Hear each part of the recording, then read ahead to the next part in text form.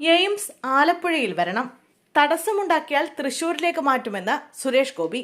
All India institute of medical science സ്ഥാപിക്കാൻ ഏറ്റവും അനുയോജ്യമായ സ്ഥലം ആലപ്പുഴയാണെന്ന് തൃശൂരിലെ മണ്ണിൽ നിന്നുകൊണ്ട് തുറന്നു പറയാൻ മടിയില്ലെന്ന് വ്യക്തമാക്കിയിരിക്കുകയാണ് കേന്ദ്രമന്ത്രി സുരേഷ് ഗോപി. തൃശൂരിലെ പുള്ളിൽ നടന്ന ഒരു പൊതുപരിപാടിയിൽ സംസാരിക്കുമ്പോഴാണ് എയിംസ് സ്ഥാപിക്കാൻ ഏറ്റവും അനുയോജ്യമായ സ്ഥലം ആലപ്പുഴയാണെന്ന് അദ്ദേഹം അഭിപ്രായപ്പെട്ടിരിക്കുന്നത്. എന്നാൽ എയിംസ് ആലപ്പുഴയ്ക്ക് നഷ്ടമായാൽ അതിന് ഉത്തരവാദി കേരള സർക്കാരാണെന്ന് തുറന്നു പറയാനും സുരേഷ് ഗോപി മടിച്ചില്ല. ഇനിയെങ്ങാനും എയിംസ് ആലപ്പുഴയ്ക്ക് നഷ്ടമായാൽ അത് കേരള സർക്കാരിന്റെ കുഴപ്പം കൊണ്ടാണെന്ന് ശങ്കയില്ലാതെ അദ്ദേഹം വ്യക്തമാക്കി കഴിഞ്ഞു.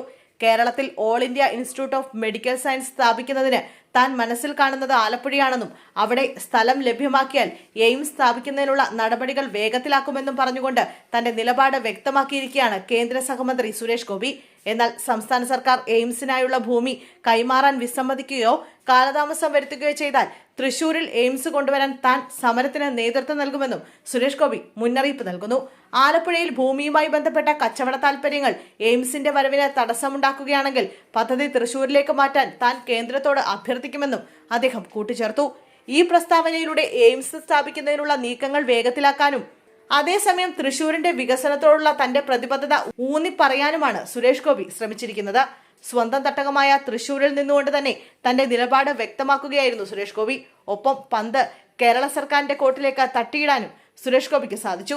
ഒരു വെടിക്ക് രണ്ടു പക്ഷി എന്ന പോലെ തൃശൂരിനെ പിണക്കാതെ കേരള സർക്കാരിനെ വെട്ടിലാക്കുന്ന പ്രസ്താവനയായിരുന്നു അദ്ദേഹത്തിന്റേത്. തൃശൂർ കോർപ്പറേഷൻ BJPക്ക് നൽകിയാൽ നഗരത്തിന്റെ സമഗ്ര വികസനം ഉറപ്പാക്കുമെന്നും സുരേഷ് ഗോപി പറഞ്ഞു. ഈ പ്രസ്താവന ദൂരവ്യാപകമായ ചലനങ്ങൾ ഉണ്ടാക്കുമെന്നാണ് രാഷ്ട്രീയ നിരീക്ഷകർ വിലയിരുത്തുന്നത്.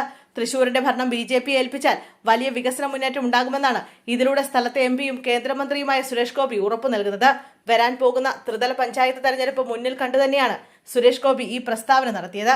മുമ്പ് പല പദ്ധതികളും കോർപ്പറേഷൻ വേണ്ടവിധം പ്രയോജനപ്പെടുത്തിയില്ലെന്ന ആരോപണവും അദ്ദേഹം ഉന്നയിച്ചിട്ടുണ്ട്.